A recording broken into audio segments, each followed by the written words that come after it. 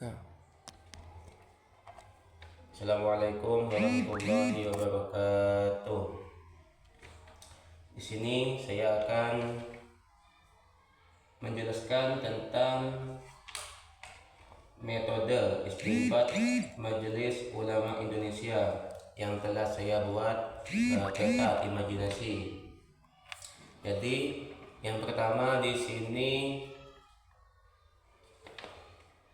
ada pengertian istinbat, prinsip, metode, dan juga peran MUI. Untuk pengertian istinbat di sini adalah proses penarikan atau penggalian hukum dari sumber yang telah ditentukan oleh syariat Islam, yaitu Al-Quran, hadis, ijma, dan juga qiyas.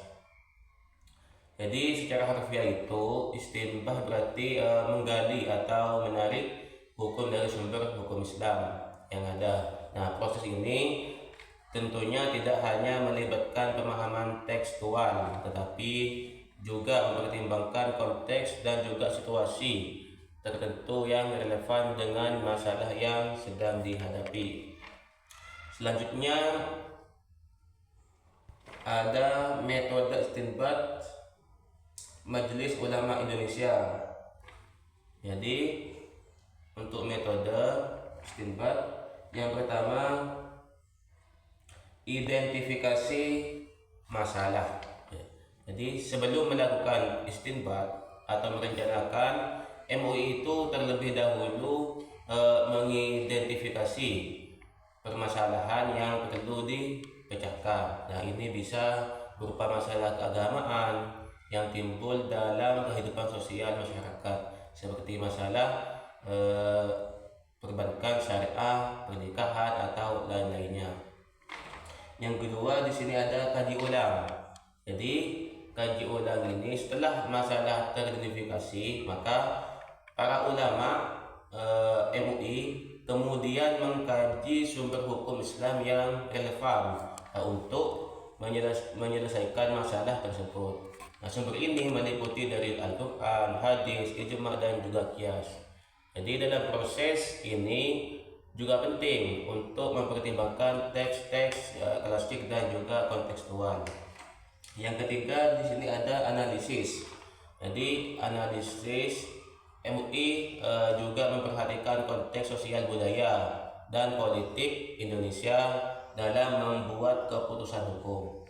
Nah, hal ini untuk memastikan bahwa fatwa yang dikeluarkan dapat diterima dan juga diimplementasikan dengan baik oleh umat Islam di Indonesia. Kemudian yang keempat di sini diskusi dan konsultasi dengan ahli. Nah, jadi MUI itu juga melibatkan diskusi dan konsultasi dengan berbagai pihak seperti para ulama, cendekiawan, dan juga ahli hukum Islam. Nah, ini bertujuan untuk memperkaya perspektif dan memastikan bahwa fatwa-fatwa yang dikeluarkan berbasis pada kajian yang mendalam dan juga komprehensif. Dan yang kelima, metode istinbat adalah penarikan hukum dan penyusunan fatwa. Jadi setelah proses kajian dan juga diskusi selesai, maka MUI menarik kesimpulan hukum dari sumber-sumber yang telah dilakukan. Nah, kemudian fatwa yang dikeluarkan itu oleh MUI mencakup panduan hukum yang jelas untuk umat Islam dalam menghadapi masalah tersebut. Kemudian yang C di sini ada prinsip dalam istinbat MUI atau Majelis Ulama Indonesia. Jadi yang pertama itu tauhid. Jadi hukum yang dikeluarkan harus berlandaskan pada prinsip tauhid, yaitu meyakini bahwa hanya Allah yang memiliki otoritas tertinggi dalam memberikan petunjuk bagi kehidupan manusia. Jadi yang kedua, prinsip istinbat itu adalah maqasid syariah.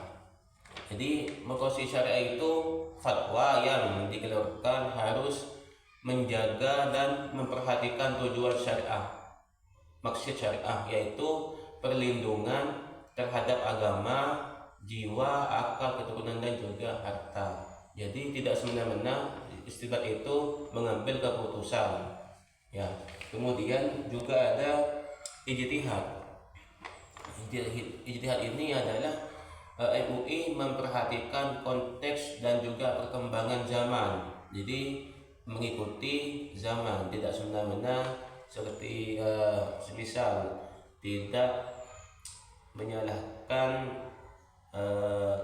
yang lain, jadi seperti itu, sehingga fatwa yang dikeluarkan tetap relevan dan juga dapat diterapkan dalam situasi kontemporer. Nah, yang selanjutnya di sini juga ada konsensus ulama.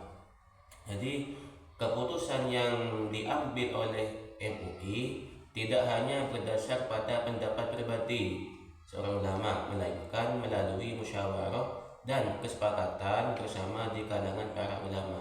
Jadi tidak semena-mena mengambil keputusan, jadi juga perlu dirapatkan juga atau musyawarah. Dan yang terakhir di sini ada peran MUI dalam menyelesaikan masalah dalam hukum Islam. Jadi untuk penyelesaian masalah, yang pertama, MUI itu memberikan fatwa untuk menyelesaikan isu-isu baru yang muncul seperti masalah perbankan syariah, rekayasa genetika, atau masalah-masalah yang tidak tercakup langsung dalam teks-teks klasik. Yang kedua, peran MUI dalam menyelesaikan masalah itu adalah menyambung antara hukum Islam dan juga hukum positif. Jadi menyambung antara hukum Islam dan positif. MUI juga berperan sebagai penghubung antara hukum Islam dan hukum negara.